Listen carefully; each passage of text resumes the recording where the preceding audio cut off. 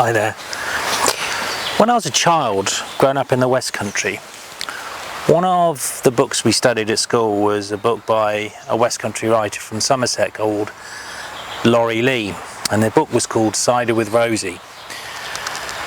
And there was one passage in that book that absolutely gripped me, that filled me with, I don't know, passion and emotion and a sort of fabulous sense of atmosphere. And it was the passion where one of the characters, Granny Wallen, it described how she used to brew and how she used to ferment things. And I just want to read that for you now and give you a sense of it. Granny Wallen's wines were famous in the village. She spent a large part of her year preparing them. The gathering of the ingredients was the first of the mysteries. At the beginning of April, she would go off with the baskets and work round the fields and hedges, and every fine day till the end of summer would find her somewhere out in the valley. One saw her come hobbling home in the evening, bearing her cargoes of crusted flowers till she had buckets of cowslips, dandelions, elder blossom crammed into every corner of the house. The elderflower drying on her kitchen floor seemed to cover it with a rancid carpet, a crumbling rime of grey-green blossom fading fast in a dust of summer. Later, the tiny grape cluster of the elderberry itself would be seething in purple vats, with daisies and orchids thrown in to join it. Even strands of the dog rose bush, revolving petals in throbbing water, while the air, aromatic, steamy, embalmed, distilled the hot dews and flowery soups, and ran the wine down the dripping walls. And not only flower heads went into these brews, the old lady used parsnips too, potatoes, sloes, crab apples, quinces, in fact anything she could lay her hands on. Granny Wallen made wine as though demented, out of anything at all, and no doubt, if given enough sugar and yeast, could have made a drink out of a box of old matches. She never hurried or hoarded her wines, but led them gently through their natural stages.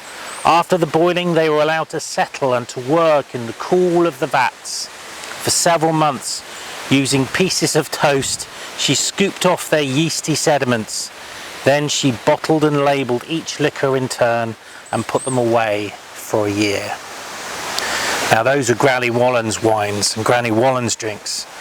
But I want, on Farmer Brown's Garden, to give it a go and see if we can together make some of our own hedgerow hooch, if you like. Some alcoholic products and some less than alcoholic products from the bounteous collection of flowers and fruits and herbs and possible spices that we've got in our gardens and our hedgerows around us. So there's going to be a few videos in the series coming up of the Hedgerow Hooch series, as I'm calling it. We're going to make some nettle beer, we're going to make some ginger beer, although that's not really hedgerow. We're going to make some elderflower cordial, we're going to make some elderflower wine, and we'll probably make a few other things besides, and hopefully come together at the end of the year and we'll try and see what we've made and see what we like, see what we don't like, see what's good and see what's not so good, and take away hopefully some fabulous tastes and some fabulous mementos of the summer that's just gone by and the autumn that's just gone by. So follow me over the course of the next few episodes as we explore Farmer Brown's Hedgerow Hooch. It will be a learning exercise for you, and it will certainly be a learning exercise for me. If you've got experience or tips or techniques or ideas that you want to share in terms of things we might be doing wrong, things that we could do better, things we want to add, things we want to take away, then please feel free to add those in the comments as the series and the episode goes along. And hopefully come the end of it, I'll have slightly more sculpted hair, because this is my lockdown, these are my lockdown locks, and we'll be feeling fresh and ready to take on all of the wonderful produce that we've produced come the winter time as the winter draws in. So look forward to seeing you.